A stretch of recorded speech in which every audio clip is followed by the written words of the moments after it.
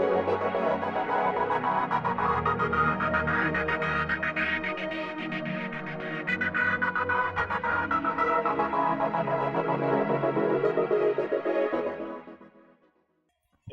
yo soy Víctor Alemán.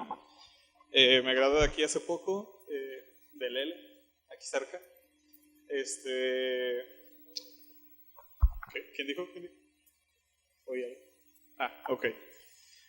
Bueno, me gradué del L aquí hace poco, en el 2008, para ser precisos, más o menos septiembre del 2008.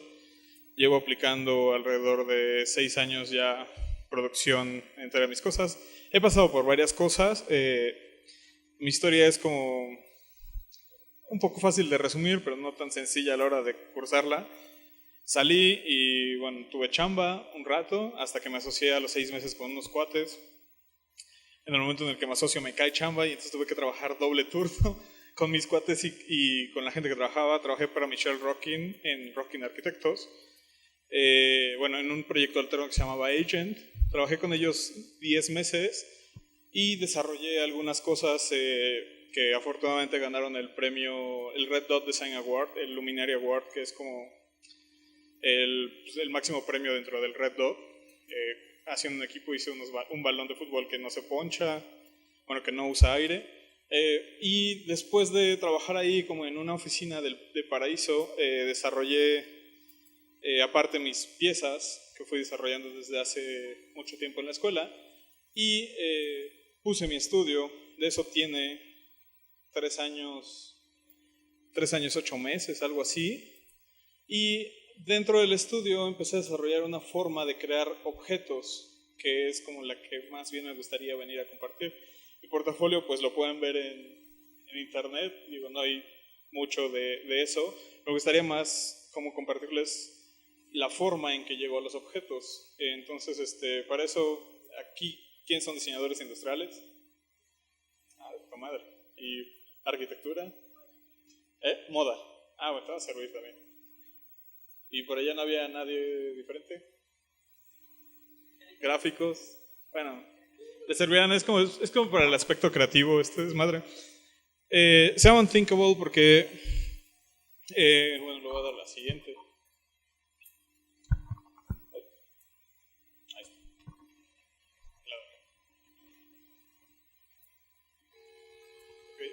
Cuando entré a la carrera, una de las frases que más se me quedó grabada, yo pensaba que todo lo que podía ver, pues el acceso a internet, todo eso, ya todo estaba hecho, ¿no? Todo lo que se me ocurría, de alguna forma alguien ya lo había inventado.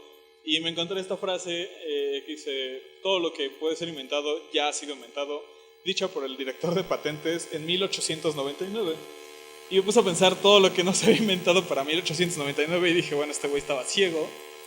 Y seguramente en la escala en la que estamos nosotros, también nosotros estamos ciegos. Seguramente muchas cosas no se han inventado, pero el problema radica en la forma de pensamiento que tenemos para dar por asentado que todo lo que se puede inventar ya se ha inventado, o que hay cosas que no se han hecho. Esta es una de mis piezas más famosas, se llama La Lupita.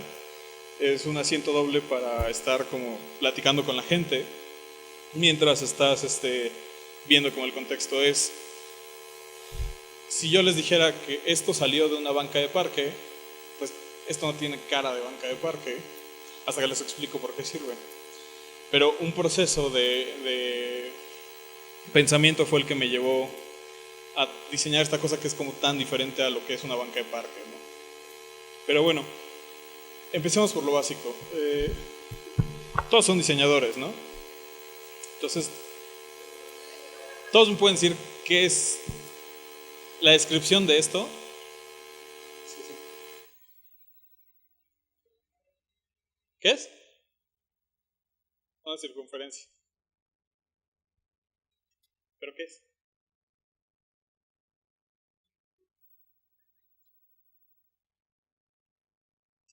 Dale otra. Bueno, todos me dijeron su nombre. Círculo, circunferencia. Ver, todos forman. En ese sentido, todos forman, entonces no defines nada. ¿Qué es un círculo? Llámese su nombre, todos lo sabemos y lo sabemos.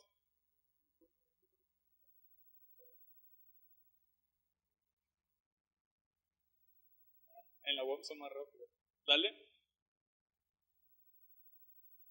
Ok. En las otras universidades, sí estoy orgulloso, lo primero que se les olvida es eso. Todos dicen que es una forma continua, se les olvida la equidistancia. Dale. Ahí está tu equidistancia. ¿Qué falta en tu definición?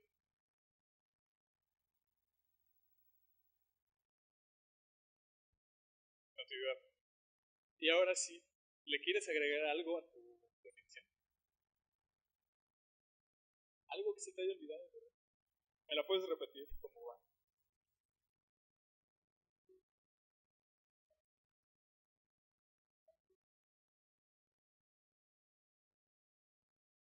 ¿Alguien tiene un ¿Alguien tiene alguna corrección a esa definición? ¿Alguien puede corregir su definición? ¿Sí o no? Está correcto. Todos acordamos aquí que eso es un círculo.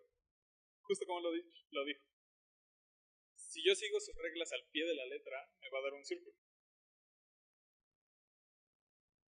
¿Seguros? Todas sus reglas al pie de la letra y no es un círculo. ¿Qué se te olvidó? Sobre un mismo plano. Simplemente eso. Pero bueno, muchas cosas las damos por asentado dentro de nuestro pensamiento. ¿Qué es un círculo? ¿Cómo funciona un círculo? Los parámetros que no vemos. Y como diseñador, esa parte es la más importante. Los parámetros que no vemos son donde están las oportunidades más importantes dentro del diseño. Pero para eso tienen que aprender a cuestionarse para atrás si realmente lo que estoy conceptualizando es justo la definición de lo que es. A veces damos por asentado muchas cosas y en eso perdemos los detalles. Yo intenté diseñar una bicicleta hace mucho tiempo y el requisito era que se tenía que plegar. Sí, es un proyecto recurrente en la escuela y es bastante interesante. Entonces, la idea de que se diseñara una bicicleta plegable, lo primero que presentaba eran las soluciones alternativas que ya existen, marcos plegables, que se doblan, que se colapsan. Pero todas las bicicletas plegables, el único efecto que tienen es que las llantas son muy pequeñas. Y eso es para hacer más probable que sean compactables. Sin embargo, esto trae otro problema, que es el tema de la estabilidad. El punto de gravedad baja y entonces no puedes manejar muy bien.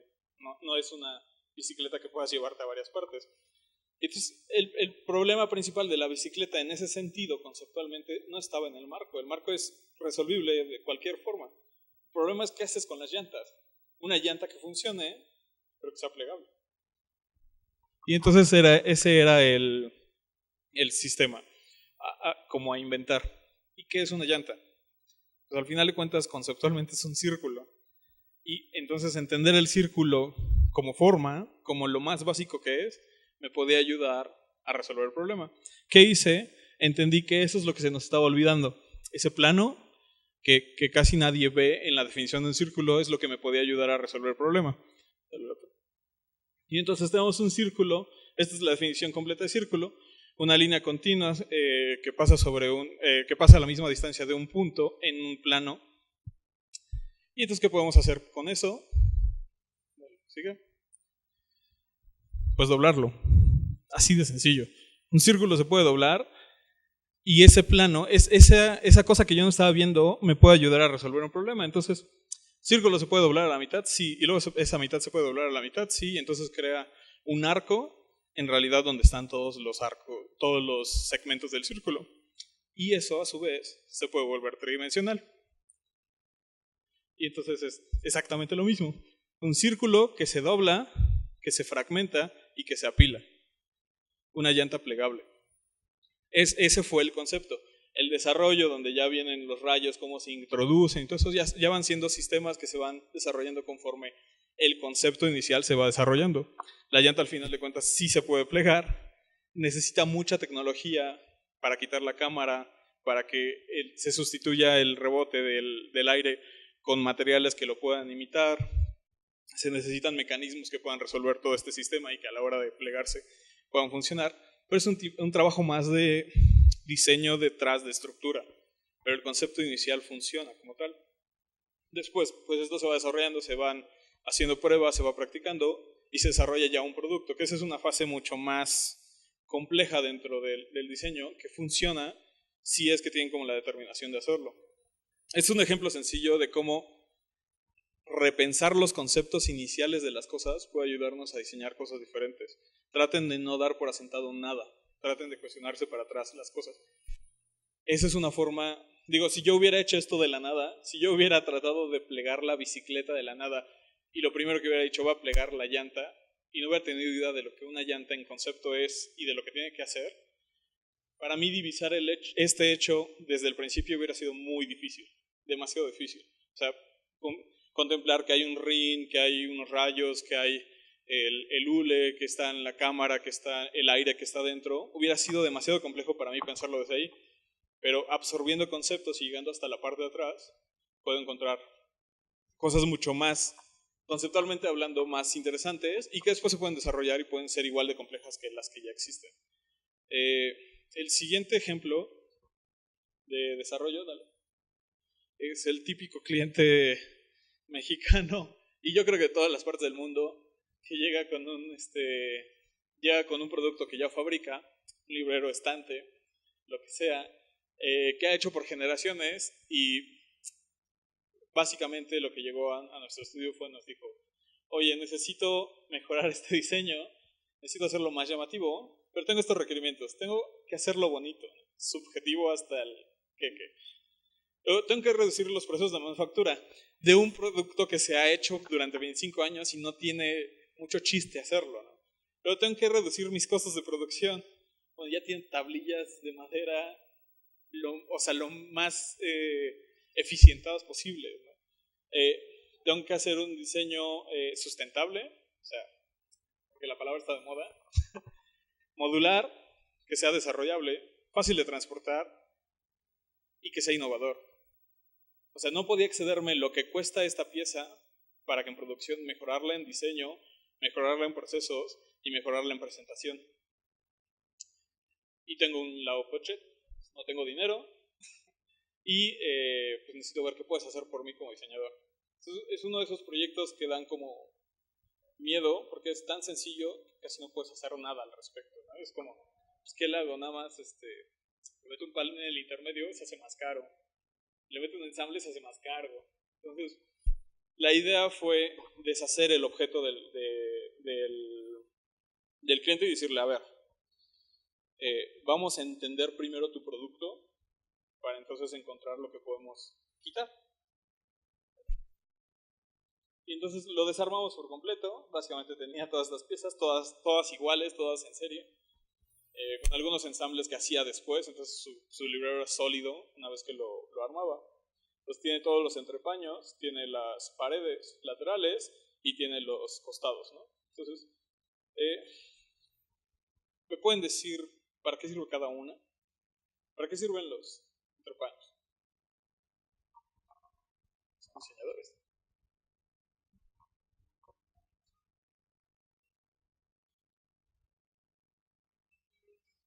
¿Pero para qué sirven? ¿Por qué están así? ¿Por qué están horizontales?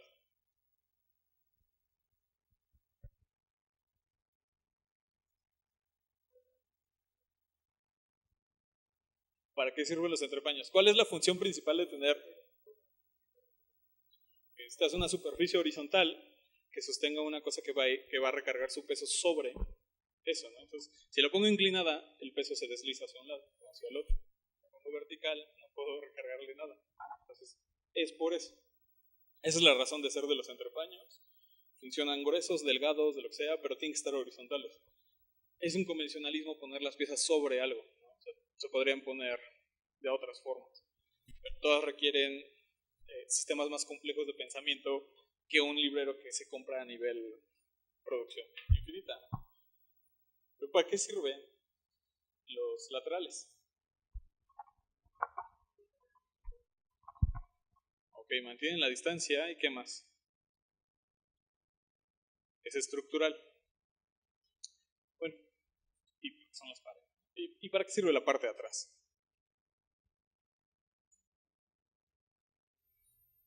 ¿Para qué?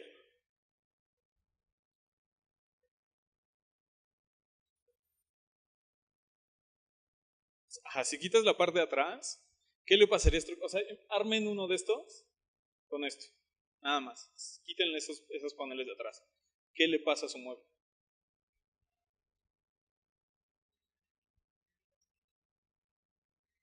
Sirven para cuadrar la pieza. Cuando entra en los cuatro paneles, lo que hace es que si se inclina, los ensambles no son los que trabajan, lo que trabaja es ese panel. Ese panel lo que hace es aguantar las cargas porque la pieza se va de un lado y del otro, ¿no? Puede perder estabilidad, funciona como un edificio. Entonces, esto es básicamente lo que pasa. Otra estrategia que nosotros desarrollamos fue, ¿por qué no ver a tu enemigo, en este caso la gravedad, como tu amigo? ¿Por qué no voltearle las cosas al librero y decir, si se inclina, está bien, no es que esté mal, está bien. Un librero así no funciona, pero eso es una causa natural de un efecto que ya sucede en la Tierra, que es la gravedad. ¿Qué puedo hacer para aprovecharlo?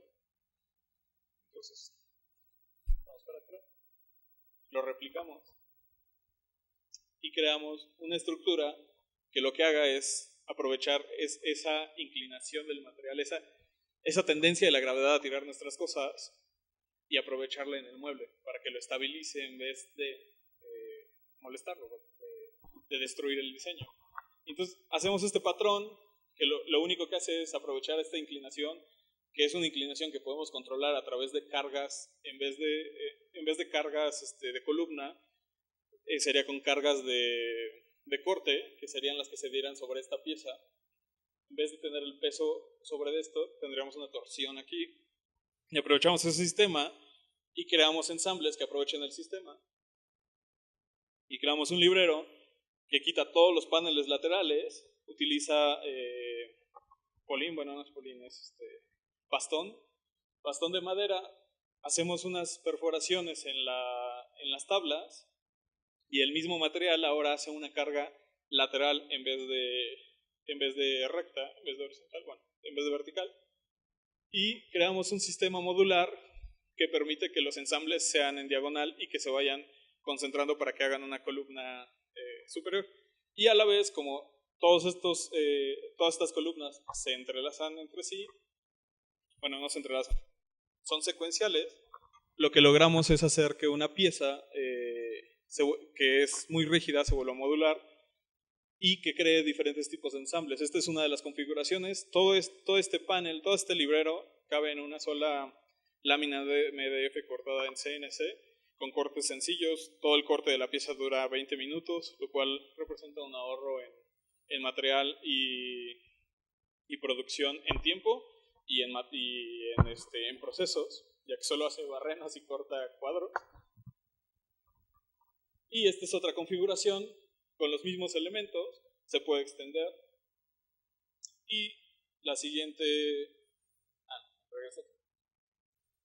Y bueno, y se puede extender a lo largo y a lo alto. Hemos instalado varios de estos.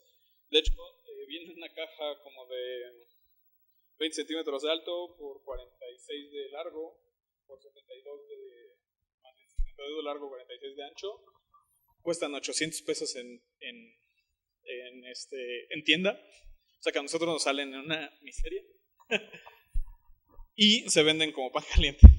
Se venden mucho más que los otros porque la gente puede hacer lo que quiera con ellos. Y solo tienen pequeñas adecuaciones. Son barras que tienen... bueno, aparte, el cliente era súper especial. Entonces, le presentamos el concepto y nuestro concepto tenía manufactura de 10, ¿no? Así, eran unos bastones que estaban fileteados por los dos lados, que tenían un saque a 45 grados donde ensamblaba la pieza y entraba.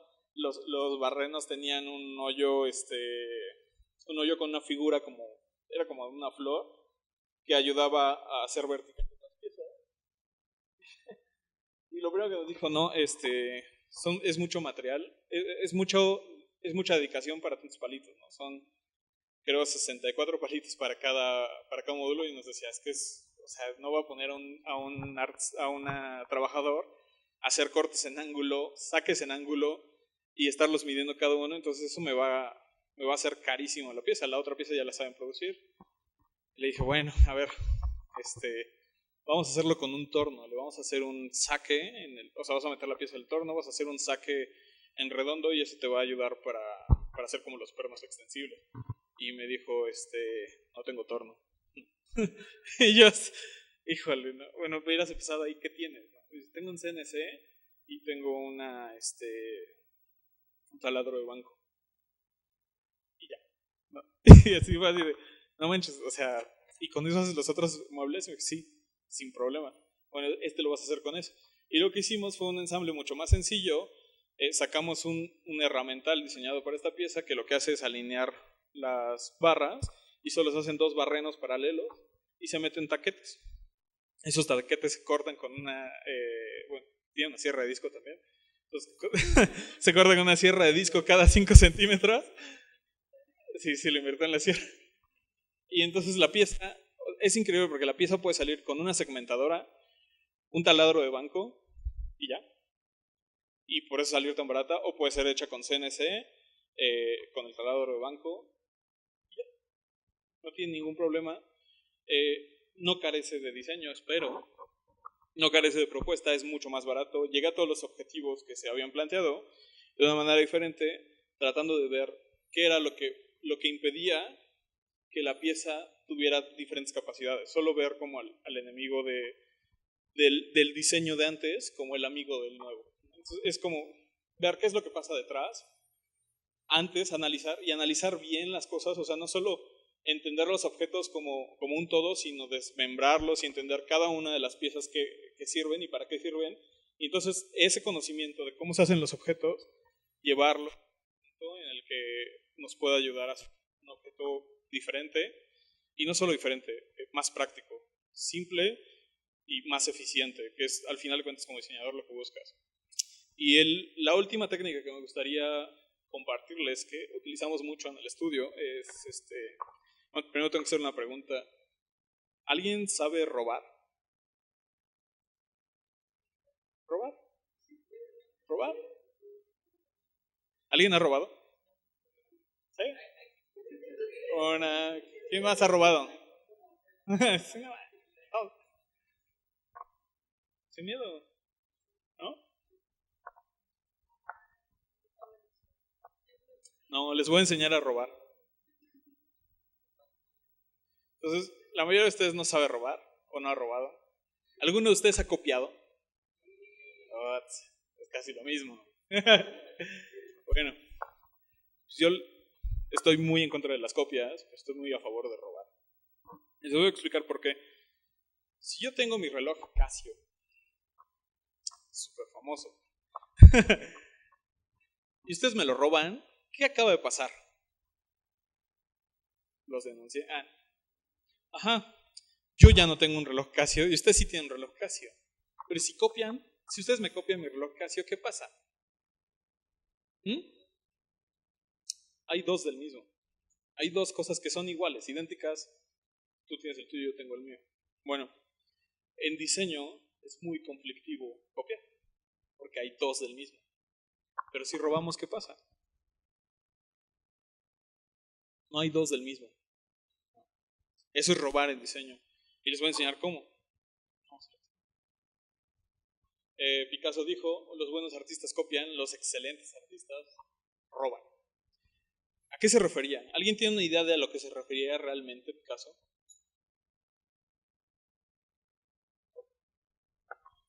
Ajá. Hacerse dueño de algo. Robar es hacerse dueño de algo. ¿Y cómo te haces dueño de algo?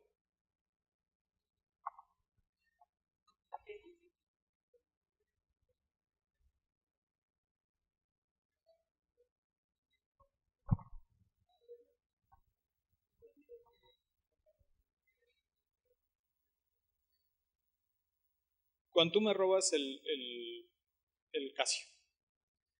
El Casio era mío. Y ahora es tuyo. No legalmente, pero es tuyo.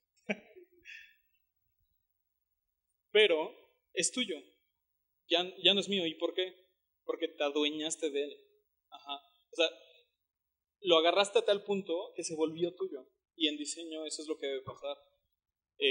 Nadie está exento de tomar como inspiración de las cosas, pero el tema es cómo tomas la inspiración de las cosas, ¿no? Y en eso, en cómo robar, está el cómo hacer cosas. Entonces nosotros decidimos robarnos este bonito dominó. Todo el mundo juega dominó. Todo el mundo sabe las reglas del dominó. Y todo el mundo sabe conceptualmente qué es un dominó.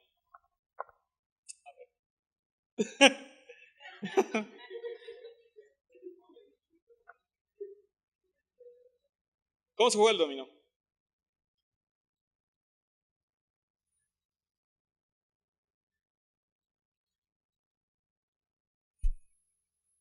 A ver, conceptualmente más para atrás. Hablando como diseñador, haciendo conceptos. Todos somos sistemas.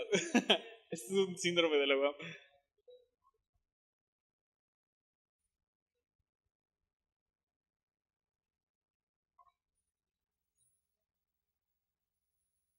¿De qué? ¿La similitud? Ok. Menos científico el asunto y más práctico es unimos iguales con iguales.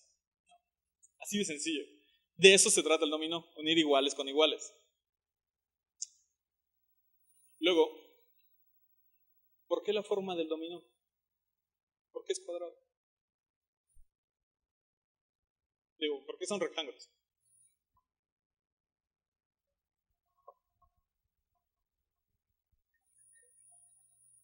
Una es para empatar las caras, eso justifica la forma lateral.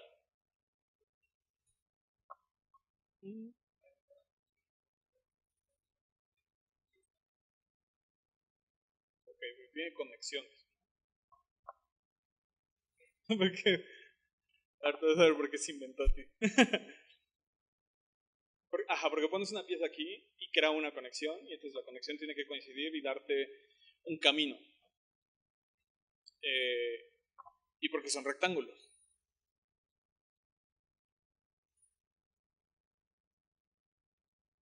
Es súper sencillo.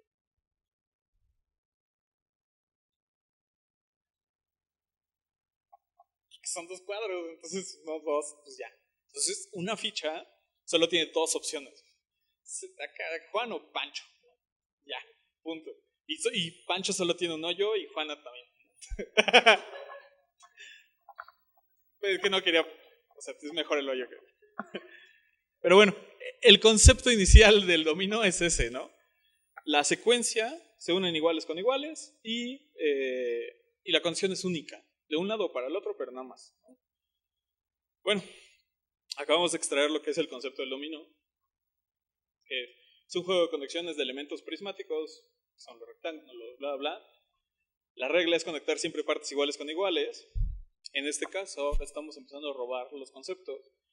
En vez de los números, que solo son indicadores visuales, no son texturas, nada de eso, esos indicadores visuales los cambiamos y entonces creamos un nuevo dominó. La verdad es que es lo mismo, pero revolcado.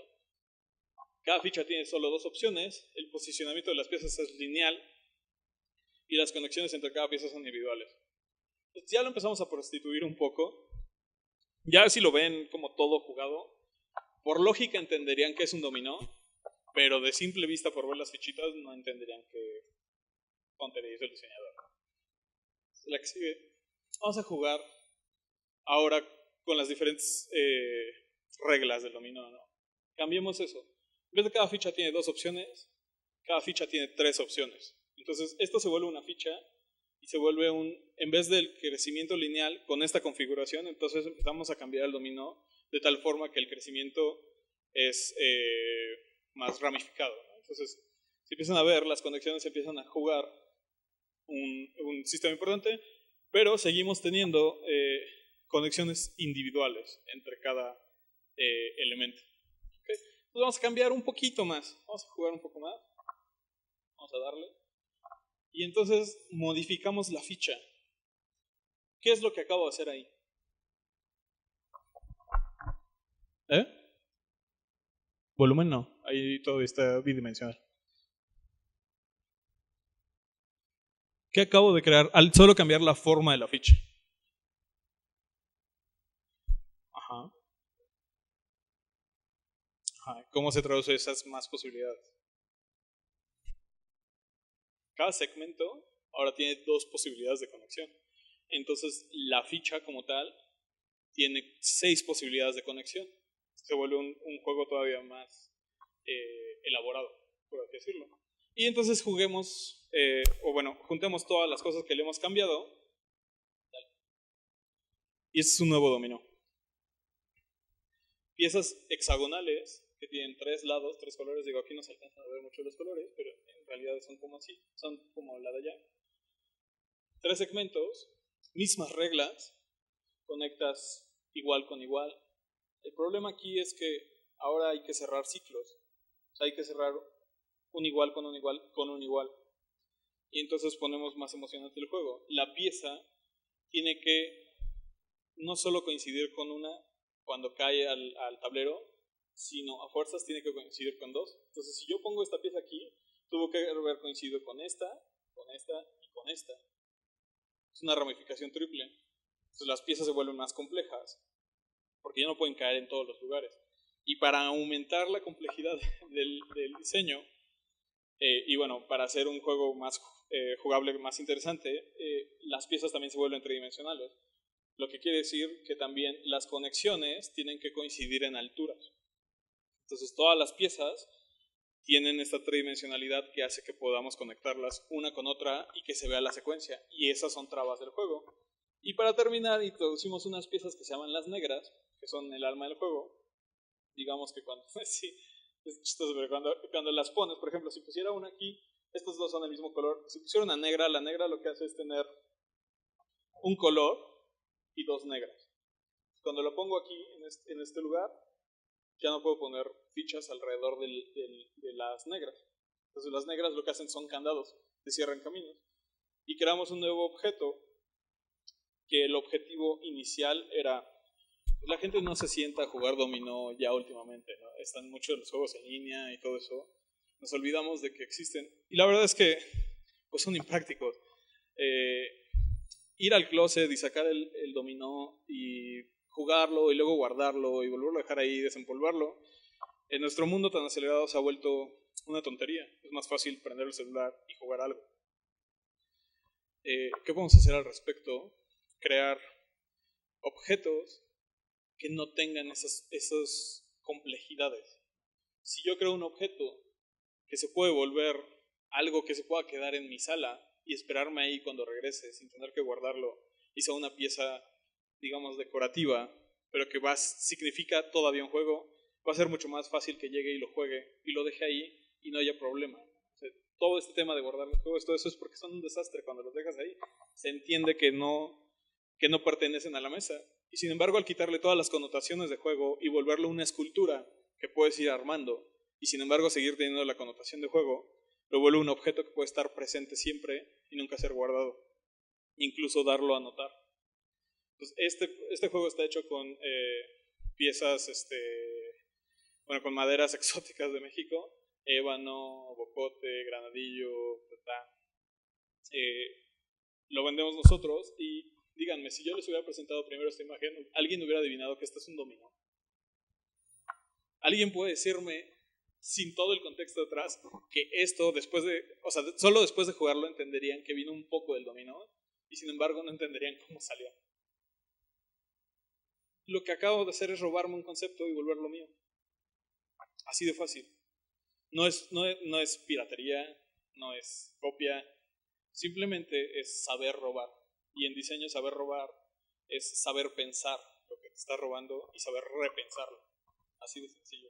Entonces, estas son algunas técnicas de las que yo tengo. He hecho, cada uno de mis proyectos lleva diferentes técnicas.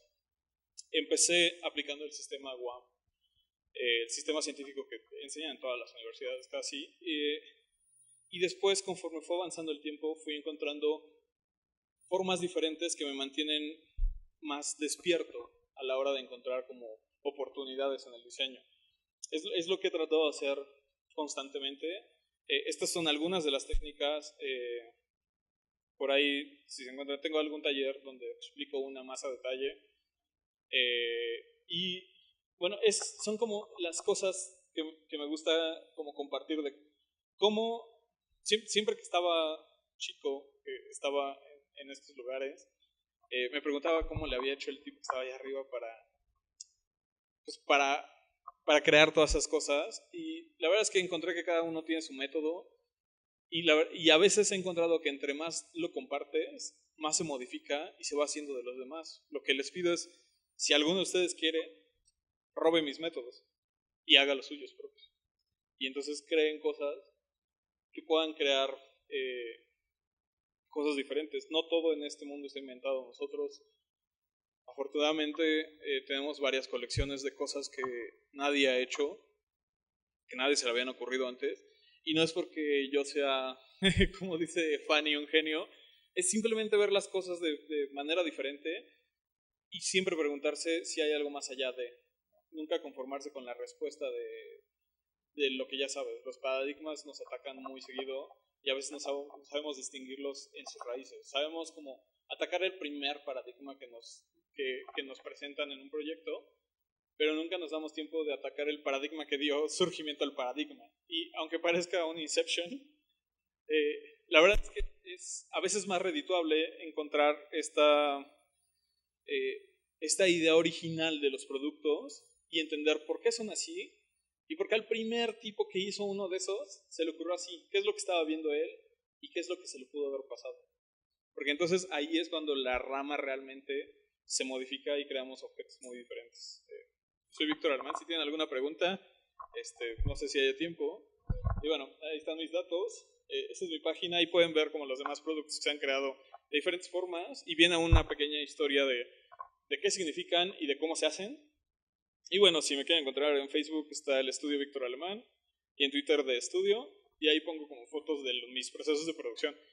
Como guamero soy más experto en sistemas productivos que en su conceptualización, entonces la verdad es que estamos cabrones en producción, entonces si quieren darse una vuelta por el estudio o cuando vayamos a algún sistema de fabricación de algunas de nuestras piezas, pues son bienvenidos.